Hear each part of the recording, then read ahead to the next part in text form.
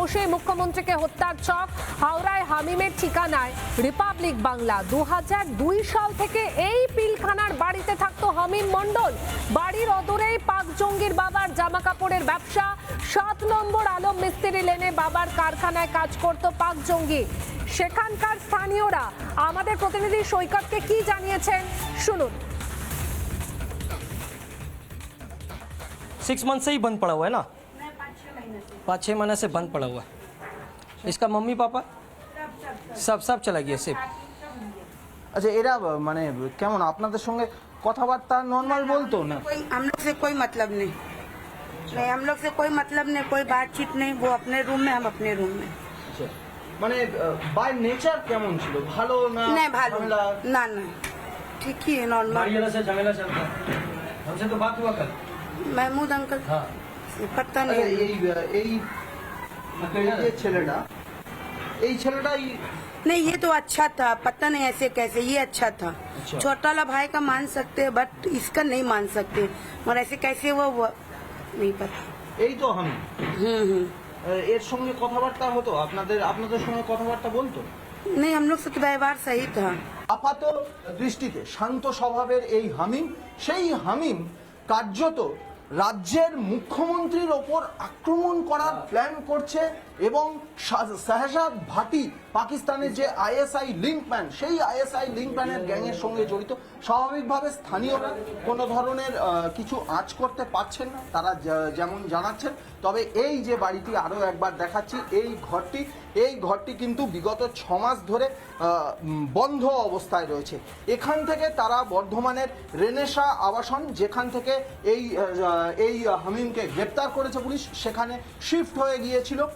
আপাত দৃষ্টিতে নিরীহ হলেও ভয়ানক প্ল্যান করছিল। শুধু তাই নয়, মুখ্যমন্ত্রীর সিকিউরিটি যে বিভিন্ন কর্মসূচির মধ্যে যে 30 মিনিট অসুরক্ষিত টাইম, সেই সুরক্ষিত টাইমটা নির্ধারণ করে ফেলেছিল এবং তার হ্যান্ডলারদের কাছে সেটা পাঠিয়েও দিয়েছিল। অর্থাৎ বড় সড়ো ধরনের একটা নাশকতার প্ল্যান তো করেছিল।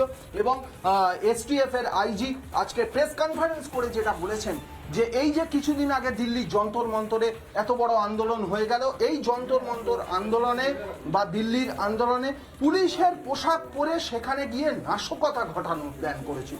ভয়ঙ্কর চিত্র। এই কলকাতা বা এই হাওড়ার এখানেই বসবাস করত, এত বড় একটা প্ল্যান করছে, ঘুণাক্ষরেও টের পাচ্ছে না প্রতিবেশী, অন্তত তারাই সেটা জানাচ্ছে। ভিডিও জার্নালিস্ট রজনীকান্ত বেরার সঙ্গে সৈকত, রিপাবলিক বাংলা, হাওড়া। প্রাক্তন আইপিএস ও বিজেপি বিধায়ক দেবাশিস ধর এই মুহূর্তে আমার সঙ্গে রয়েছেন। দেবাশিস বাবু, বিগত সরকারের আমলে মৌলবাদের চাষ হয়েছিল, আর তারই ফলস্বরূপ আমরা দেখতে পাচ্ছি পাক জঙ্গি তারা মুখ্যমন্ত্রীকে হত্যার ছক কষেছিল। যদিও রাজ্যে পালাবদলের পর পুলিশ সেই ছক বানচাল করে দিয়েছে, কি বলবেন? আমি একটা কথাই বলতে চাই যে এটা খুব লং রুটেড কনস্পিরেসি। এটা আজকের কনস্পিরেসি নয়, দীর্ঘদিন ধরে এই প্র্যাকটিস, মানে ধরুন জঙ্গি আমদানি করা, বাইরে থেকে নিয়ে এসে তারপরে এখানে গিয়ে ন্যারেশন তৈরি করা, মানুষের মধ্যে দেশের বিরুদ্ধে বিভিন্ন রকম কার্যকলাপ করতে শেখানো এবং সঙ্গে নাশকতামূলক কাজকর্ম, এটা পুরোটা একটা ডিপ রুটেড প্ল্যানিং, যেটা ডিপ স্টেটের থিওরি। আর যেটা সারফেসে এসছে সেটা টিপ অফ দ্য আইসবার্গ, এখনো কিছু আসেনি।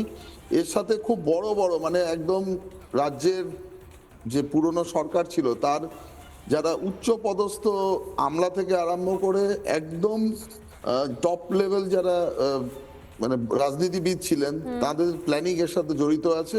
এগুলো প্রত্যেকটি জিনিস ধীরে ধীরে সামনে আসবে। এটার অরিজিনাল কি উদ্দেশ্য ছিল, দেশবিরোধী কাজকর্ম, আপনারা প্রত্যেককে সামনে দেখতে পাবেন যে এটা কতটা ভয়ঙ্কর ছিল এবং কি কি এদের উদ্দেশ্য ছিল। শুধু যে মুখ্যমন্ত্রীকে টার্গেট করা হয়েছে সেটা নয়, এই টার্গেটে অনেক বড় বড় বিজেপির লিডারশিপ আছেন এবং বিভিন্ন এমন নাগরিকরা রয়েছেন, এরা তাদেরকে টার্গেট করে এগিয়ে চলেছিল যাতে এরা পুরো একটা ওপেন ফিল্ড পেতে পারে। তো এই পুরো জিনিসটা আমাদের রাজ্যের এসটিএফ শুধু তদন্ত করছে না, এনআইএও এর মধ্যে তদন্ত শুরু করেছে এবং এটা অত্যন্ত একটা ক্রিটিক্যাল জায়গায় তদন্ত চলছে। তদন্তের এইটুকুই আমি বলতে পারি যে এরা যে ঘটনাটা ঘটিয়েছে, এদের অত্যন্ত মানে কঠিন শাস্তি হওয়া দরকার এবং পরবর্তীকালে এটা যদি সামনে না আসে, এই যে বিভিন্ন সময় আন্দোলনের মানে এই যে ইনফিলট্রেশন ঘটিয়েছে, তারপরে বিভিন্ন আন্দোলনের রূপরেখা তৈরি করেছে এবং দিকে দিকে অনুপ্রবেশকারীদের দিয়ে এখানকার জনগণকে পুরোপুরি একটা ভাবে প্রভাবিত করেছে এবং সর্বোপরি দেশের বিভিন্ন অংশে গিয়ে এরা যে স্ট্রাইক করার জন্য বা এই যে দিল্লির যে যন্তর মন্তরে যে আন্দোলনটা হয়েছিল সেখানে বারে বারে কেন এই ধরনের ঘটনা ঘটতো যে কোনো একটা ইস্যুকে কেন্দ্র করে, এটা মানুষের সামনে আসবে। এর মধ্যে পশ্চিমবঙ্গের আগের সরকারের কি ভূমিকা ছিল এটা কিন্তু মানুষ জানতে পারবে এবং এতটাই ন্যাক্কারজনক ভূমিকা ছিল এবং ভয়ঙ্কর ভূমিকা ছিল, এটা কিন্তু ইতিহাস কোনোদিন এদেরকে ক্ষমা করবে না। শাস্তি তো পাবেই, কিন্তু দেশবিরোধী কাজ করার জন্য এদের আসল সাজায় দুর্নীতি বা অন্যান্য যে যা করেছে, কাটমানি তোলাবাজি, আমরা এত সরব হয়েছে ওগুলো ভুলে যান। এর থেকে সব থেকে বড় দুর্নীতি বলতে পারেন, সব থেকে বড় ইস্যু সামনে আসতে চলেছে সেটা হচ্ছে দেশ বিরোধী কার্যকলাপ। এই ইস্যুটা সামনে এলে কি ভয়ঙ্কর পরিণতি দেশের হতে পারত সেটা মানুষ জানতে পারবে। একদমই তাই। অনেক ধন্যবাদ আপনাকে। আমরা কথা বলছিলাম বিজেপি বিধায়ক দেবাশিস ধরের সঙ্গে। একের পর এক টার্গেট, একের পর এক ছক এই পাক জঙ্গি হামিম মণ্ডলের এবং তার বান্ধবী অর্পিতা সরকারের। মুখ্যমন্ত্রীকে হত্যার ছক কষেছিল পাক জঙ্গি। হাওড়ার পিলখানার বাড়িতে বসেই গোটা পরিকল্পনাটা। হাওড়ার হামিমের ঠিকানায় রিপাবলিক বাংলার সেখানকার স্থানীয়রা বলছেন আপাত দৃষ্টিতে শান্ত একজন মানুষ এই হামিম, সে একদম টার্গেট করেছিল মুখ্যমন্ত্রীকে। মুখ্যমন্ত্রী ঠিক কোন সময়টা অসুরক্ষিত, 9 জুলাইয়ের পর থেকে তার কি কি কর্মসূচি, একাধিক তথ্য জোগাড় করে ফেলেছিল এই পাক জঙ্গি।